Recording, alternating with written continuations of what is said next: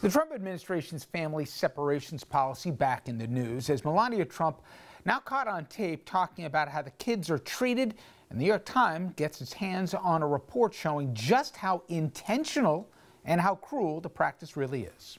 Justice Department Inspector General has been investigating this issue for 2 years now, and it says 5 U.S. attorneys along the border were against the order to prosecute undocumented immigrants if it meant taking their kids away. They were, quote, deeply concerned about the welfare of the children. But then, Attorney General Jeff Sessions, he ordered them to proceed anyway, even though some of the kids were barely more than even infants. And those orders reportedly came down directly from the president. Here is Sessions back in 2018 defending what they were doing. If you're smuggling a child, then we're going to prosecute you. And that child will be separated from you probably as required by law. If you don't want your child to be separated, then don't bring them across the border illegally. And now we know the First Lady is part of this story. The author of a new book talked about her secretly recordings with Melania, specifically about migrants at the border. The way they take care of them, it's, you know, they even said the kids, they say, wow, I will have my own bed, I will sleep on the bed, I will have a cabinet for my clothes. It's so sad to hear it, but they didn't have that in their own countries. Right. They sleep on the floor. They are, you know, they are fed. They are taking care nicely there. But you know, yeah, they are not with parents. It's sad. But when they come here alone or with coyotes or illegally, you know, you need to do something. And besides gushing about how happy the kids are, Melania also said the families make up stories when it comes to the violence back home or the human traffickers, all to get a one-way ticket to the U.S. Now, I want you to think about this. Consider what Melania just said. With this secretly recorded video of kids crying for their parents when they were separated from them at a detention facility along the border.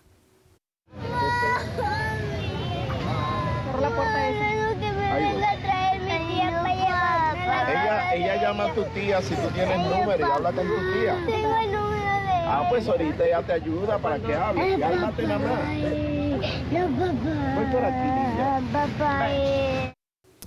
The family separation is not the only way that families are being ripped apart by our government. My next guest, she's been doing extensive reporting on the subject, and she does it by telling several personal stories. Among the stories, Masoud Abdi, an Iranian man separated from his wife by the Muslim travel ban, which is one of the first moves enacted by this administration.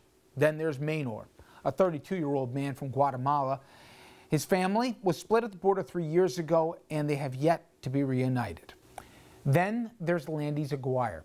He is a political prisoner tortured in Venezuela. So he and his pregnant wife, they tried to come to the States. She was allowed in. She lives in Chicago with their infant, who Landis has yet to meet. The father still in Mexico, 1,700 miles away from his family. Let's bring in our guest, Mica Rosenberg. She's an immigration reporter for Reuters. And you know, Mica, I've done a lot of these stories. I've gone to the border, and sometimes when you overwhelm people with data and numbers, it seems to kind of wash over them. But what I thought was really powerful about your reporting was you put it through the human lens of real people's stories, and I think for a lot of people, relatable. Let's start off with that couple who tried to settle down here from Iran. One was a doctor, the other, as I understand, a pharmaceutical researcher. And like more than, I guess, 40,000 people, they found themselves impacted by the travel ban and all these new requirements that have been laid over, including, I never knew this, there was a wealth requirement too. You had to bring in a certain amount. It's not exactly what we read on the base of the Statue of Liberty.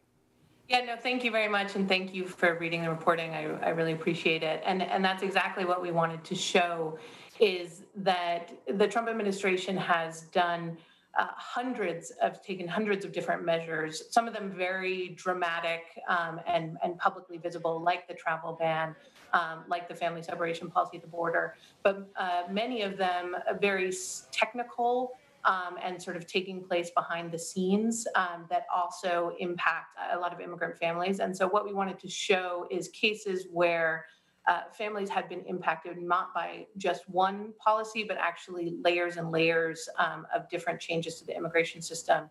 And as I mentioned, the story of Dr. Abdi, he had a visa here, and his wife had applied as well. But and this is applying for people with green cards too. They're running into all these new hurdles that hadn't been there before. And as Mica said there, this isn't going to just disappear regardless of how this election turns out in a month or so.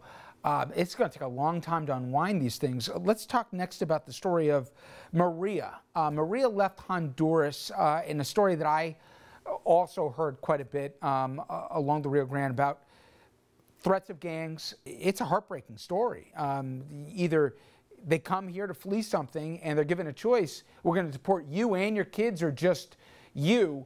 And it's really not much of a choice for a mother who, for 2 weeks didn't even know where her kids were when they got separated at the border. Yeah, and the reason we wanted to tell that particular story is because when, the family separation story really broke into public view, there was a high-profile court case. The president sort of reversed the policy on paper, even though some separations continued under specific circumstances. And, what was shown was a lot of sort of reunifications of parents who had been in detention and were then, maybe separated for months and then able to reconnect with their children in some cases. But there were also hundreds of parents who were deported without their children. And we wanted to show, as in the case of Maria, some of them still years later are permanently separated now. So her daughters were 8 and 3 when they were separated at the border, and they are now living with their older brother. She hasn't seen them since then. And the story that you also report of Aguirre and Inez, and he fleeing torture, politically motivated, apparently his home country of Venezuela. He also separated from his wife, and she, I guess, relocating with family members in Chicago. To me, there's an empathy aspect of it, but then there's also a practical aspect. What I don't understand, Mike, is the policy seems flawed in a lot of ways, even taking morality out of this. You're going to now have a single parent in many cases with kids and not the wherewithal to support it. And then the local communities are going to have to help that family that's been disenfranchised, when in many cases you had adults with jobs that were supporting them, that would be contributing to the tax base into this country. It doesn't make sense. And it's also, forget hard-hearted, it borders on the cruel. Well, I think many of these measures were aimed at trying to deter people to even claiming asylum in the first place. But I think because some of them were rolled out so quickly and one on top of the other, and then there was also a series of federal court decisions that rolled some of them back, it creates a little bit of chaos in terms of the actual rolling out of the policies. And you get examples like the one we wrote about of a husband who was separated from his pregnant wife. She was allowed into the United States, and he's still stuck in Mexico waiting for his case to be heard. Mica, terrific reporting. I appreciate a few minutes. Thank you. Thank you so much. Earlier this hour, we looked at the state of Michigan and how pivotal it is when it comes to the presidential election. Well, after the break, another state that's in play, Nevada. I will be speaking with the former senator and governor of that state. We'll discuss the state of play there.